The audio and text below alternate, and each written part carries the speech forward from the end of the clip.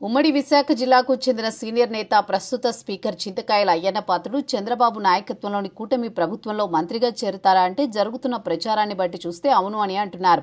నిజానికి మంత్రివర్గ విస్తరణ ఇప్పట్లో లేదు అని తెలుగుదేశం అఫీషియల్ గా ప్రకటించింది. తన ట్విట్టర్ హ్యాండిల్ నుంచి ట్వీట్ కూడా చేసింది. అయితే మంత్రివర్గంలో మార్పులు చేర్పులు అన్న దాని మీద మాత్రం స్పెక్యులేషన్ సాగడం లేదు. అంతేకాదు ఎవరు కొత్తగా చేరుతారు అన్న దాని మీద ప్రచారం అలాగే సాగిపోతోంది. ఈ నేపథ్యంలో అయ్యన్న పాత్రుడు టాపిక్ ఇప్పుడు ముందుకొచ్చింది. అయ్యన్న పాత్రుడు తనను మంత్రివర్గంలోకి తీసుకోవాలని బాబును కోరినట్లు ప్రచారం సాగుతోంది. తాను ప్రస్తుతం ఉన్న స్పీకర్ పోస్టులో అంత హ్యాపీగా లేను అని ఆయన వివరించినట్టు చెబుతున్నారు. అయ్యన్న స్పీకర్ అయ్యారు కానీ వైసీపీ నుంచి జగన్ సహా ఎమ్మెల్యేలెవరూ సభకు హాజరు కావడం లేదు. దాంతో సభ ఏకపక్షంగా సాగిపోతోంది.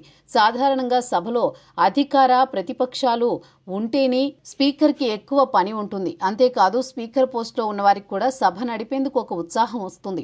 ఈ క్రమంలో తన మనసులో మాట ఆయన ముఖ్యమంత్రి చంద్రబాబు చెవిన వేశారని అంటున్నారు.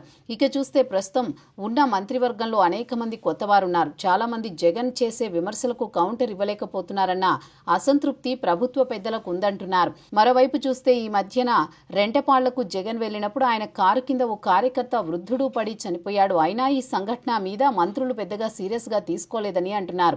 అదే అయ్యన్న లాంటి వారు మంత్రివర్గంలో ఉంటే జగన్ ని పూర్తిగా కార్నర్ చేసేవారు. ఇక విపక్షంలో ఉన్నప్పుడు 5 ఏళ్ల పాటు అయ్యన్న తన బలమైన వాయిస్ వినిపించేవారు.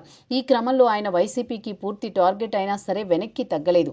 అయితే ఇప్పుడు మాత్రం సీన్ మారింది. అయ్యన్న రాజ్యాంగబద్ధమైన పదవిలో ఉన్నారు. నిజానికి కూటమి ప్రభుత్వం వచ్చాక అయ్యన్న తప్పకుండా మంత్రవుతారనుకున్నా వారికి స్పీకర్ కావడం ఒకంత ఆశ్చర్యపరిచింది. అయితే ఎక్కువ మంది జూనియర్లకు మంత్రిమండలిలో చోటు ఇవ్వాల్సి రావడంతో అలా చేశారు. అయితే 14 నెలలు కూటమి పాలనలో మంత్రుల పనితీరు మీద ప్రభుత్వ పెద్దలు అసంతృప్తిగా ఉండడంతో సీనియర్ల ఆశలు చిగురిస్తున్నాయి.